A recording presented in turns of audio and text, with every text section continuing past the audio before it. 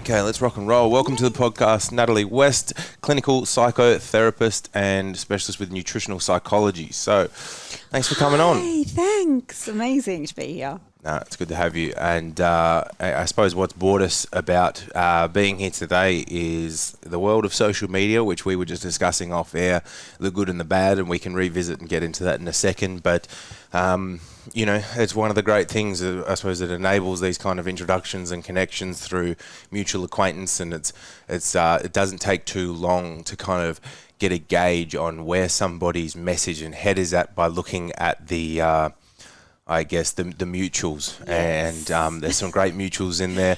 Dr. Pran's being one of them, who's been on the podcast before. So yeah, I'm looking forward to getting into this chat today and hearing a little bit about your story and your message, and you know, hopefully learning some things from you too that I can adopt and use in my space as well. Thank you. Yeah, no, Dr. Pran, definitely on the same page with him. Yeah, for sure.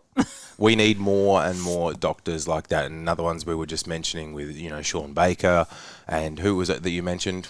Dr. Ben Bickman. Yeah, and so, you know, these guys that are somewhat delivering health and nutritional advice that isn't necessarily fully accepted or taught in the Western world, I guess. Yeah, and the narrative, and I guess sometimes the indoctrination, I guess both in the psychology world and also to the medical world. And I think that's kind of where my journey started, you know, 16 years ago with down the psychology route. And then I did that for a year. That was your first formal education outside of school and things? Well, no, actually. So if I go even back before that, I'm pretty old. So I had a 20-year corporate career. So I started pretty early at the age of 18, but it always been in high. Well, you look good. Thank so you. Maybe that's got a bit to do with what you've been eating. Maybe. Let's get into that later. Yep. So, yeah, I started pretty early in my career and just sales orientated, but the mind had always really fascinated me, and also too coming from a family of history of, you know, what I would put in inverted commas mental illness. I'd always had an exposure to that and just been quite curious as to why some relatives would you know, suffer and some wouldn't. And then, I did 20 years in corporate and then had my first child at 33 and was like, I don't want to work for anyone else. I really want to study the mind. So I went down the psychology route for a year, but something just inside me it wasn't aligning with me. And then I went to a seminar where I met a psychotherapist who was also an expert in psychiatric nutrition, which they called psychonutrition way back then. Yeah, I'm interested to hear a little bit about, by that sort of definition and title, the intricacies of what make it that. Yeah, so, you know, if we talk about psychology, we're always just talking about this part of our head, right? So we're literally talking in stories and emotions. Whereas when I met the psychotherapist at this seminar, he had said to me, Natalie, if you really want to do this correctly and really help people long term, you must understand the gut-brain axis and what food is and how it'll either drive someone's behaviors, thoughts and reactions instead of just talking to a starving brain. And I was just blown away from that point, but also too understanding how my mind worked. Within a 2-hour session within that seminar, I was like, okay, I need to redo this. So I jumped out, went basically back to ground zero really, and stepped away. I become a clinical psychotherapist and then a hypnotherapist, did all different modalities, studied psychonutrition, and that was 16 years ago. Nice. Yeah. And how's the journey been since then in terms of making that your own business? So obviously you handle a bunch of your own personal clients, I'm assuming. Yes, you do correct. some I guess guest speaking Yes, and events like that. Yeah. Tell me a little bit more about your business structure. Yeah, so I've been a speaker as well, so I used to travel overseas quite a lot speaking around how our mind works and what that gut-brain axis is. And then secondly, really empowering people to understand what they do and why they do what they do, without just talking in stories. Okay. So again, when we talk about, you know, if I think psychonutrition, back when I was doing it, you know, when I first started, talking to someone about their diet. So, sorry to interrupt. When you say psychonutrition, would you say that that's speaking to, I guess, the development of neurotransmitters from our food, and I guess the journey that food plays in regards to our emotion, psychology, feeling, energy. Correct. Yeah. Okay. So, for example, or people come to me or I speak to anyone, the first two questions I'll ask them is, do you understand how your mind works, both consciously and unconsciously? And second, tell me what you eat. That's a hard question. Do you know how your mind works? I'm trying to think how I would answer that. But save me the pain of it. And can you explain that for me? Yeah. So basically, if we go back between the ages 0 to 7, Yep. which is what I call our precognitive commitment phase. So if you think about your head, it's a video camera and it's on the minute that you're born. Yep. You record in images in either black and white or color. It depends on the person. And again, every single person is unique in the way that they process. So as a child, you don't have any ability to filter out anything. So anyone in authority to you is giving you your beliefs, your values, and your self-image. And unfortunately, most people in the world are programmed with a very poor and conflicted self-image. I was going to say that's a combination of very beautiful and very scary. It is, because we're unconscious. So 95% of adults, even now, are operating on an unconscious program in autopilot mode every single day. Yeah, for sure. And I think you see that all the time, that people have their emotional reaction to daily life experiences that have been molded in their subconscious mind, but having no awareness of what it is that's actually triggering that. Correct. But also too, your body is also a part of your unconsciousness as well. So your mind and your body don't know the difference between an actual event that is they're experiencing or one that you think about. So is that like a cortisol connection thing in terms of not being able to determine the difference between emotional stress and a saber-toothed tiger? Correct. Yep. So for example, if you think about a fear or something happening in the future, you will get a rush of adrenaline or cortisol, depending on the way you've programmed your body to be, versus an actual event. So it's like if you go on a date, right? If you're going on a date, you're going to get a bit nervous. Yes. Now, that can be normal, but if you're doing that unconsciously every single day where you're operating in high cortisol and high adrenaline because you're in fear of yourself, external, whatever it may be, that's how you actually program your mind and your body to stay in a state of being. Yeah, that sounds like anxiety, really, a definition of an inability to be present. And I mean, what's scary is probably just how common and normal that is and then magnified is not having any conscious awareness of that you are that. Correct. So if I say to most people, please tell me about the thing that you think about the minute that you wake up and tell me what you do. Most of the time, people will think about the things in the past. So your mind is actually being programmed to live in the past the minute you wake up. So it's like they think about the things that have gone wrong the day before. They think about getting up and going to work. They think about all the stress and the pressure that they've got. So you're actually programming yourself to stay in the past. The minute that you have an image in your mind about all of the disastrous things that are going to happen, your body is then conditioned to follow the same chemical reaction or response. Do you think the polar opposite is also somewhat common, because it is not an uncommon habit that people wake up and jump straight on their phone, and now they're not worrying about the past, they're worrying about everything ahead of them, perhaps? Correct, but it's also a conditioning because every single person does the same thing. They get out of bed on the same side. Now, obviously, if you've got a partner, you can't climb over your partner, or maybe you could. You could. Might not be your partner forever, but... No, that's right. But you grab your phone. Everyone does exactly the same mechanisms, programs, routines, whether or not it's actually serving them or not, because that's the difference.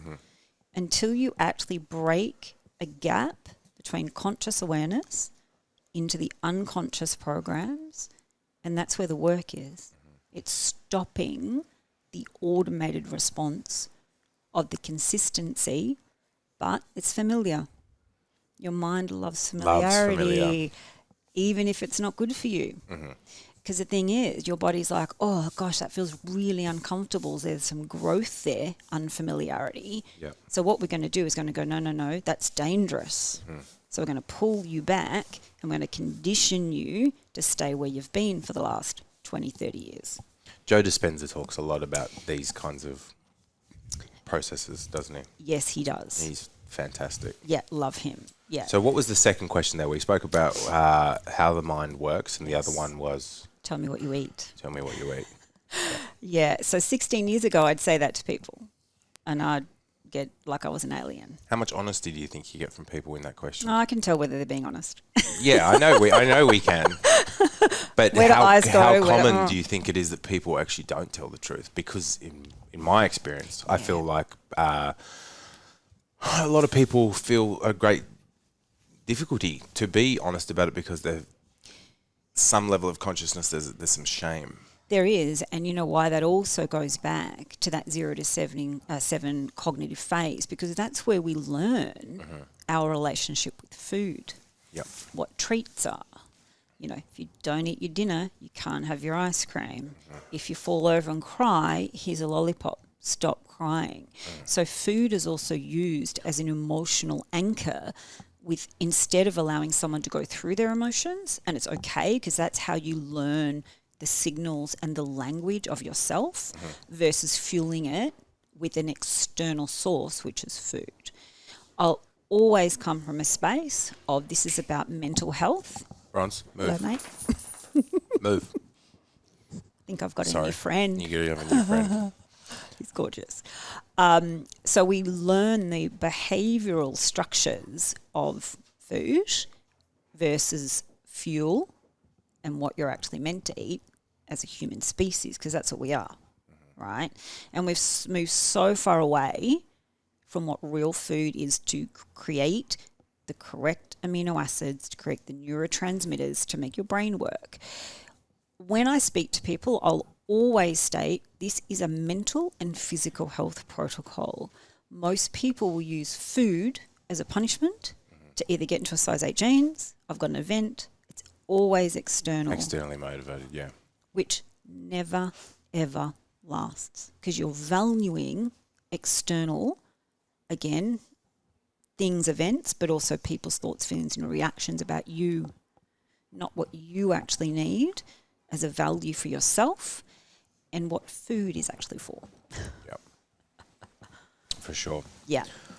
And I think there's a very big detachment from that, and we were discussing it as well just before we started recording, particularly in the Western world, because we are privileged and we live in such a consumption-based society that there is no conscious thought of the food that we are eating, and it's a big, it's tied in with gluttony, and it's not viewed as an investment purpose, and generally that's almost the paradigm shift that I try and create with people when we're in an onboarding phase, rather, and getting them to start to view their relationship with food as a form of loving nourishment and self-respect, and nourishment being the key word there. Correct. Because we don't want to, I don't want to try and reinforce that the gateway to improved health is through avoidance, whereas you look at or you speak with people from Eastern and African cultures and things, everything is a deliberate investment choice. Correct. Absolutely. Because we've lost to actually understand what even real hunger signals are. Yep. Because most people are consuming seed oils, sugars, hyper-processed foods, which have no nutritional density to them at all, hence why they're on insulin roller coasters all day. And then again with the brain, this might be a controversial topic, but from where I see it and what I've seen in my own clients and even with myself, getting the body into a ketosis state and having the brain work on ketones is a far more powerful state, especially for mental health and physical health versus glucose. Yep. Do you agree with that? No, I do. And this is one of the the nutritional space is a dirty space, and there's a lot of conflicting opinions. There's a lot of, you can skin the cat many different ways, and usually people find something that they try that suited their preference or their bias. They had some success with it. They then preach with a lot of conviction, with all the right intentions, and then it becomes very emotional.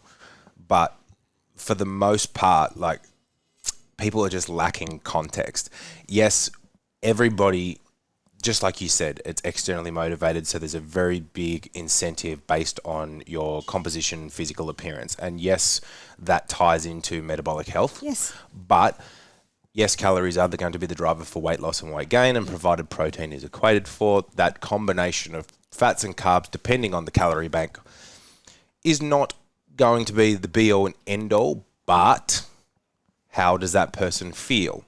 How does that person function?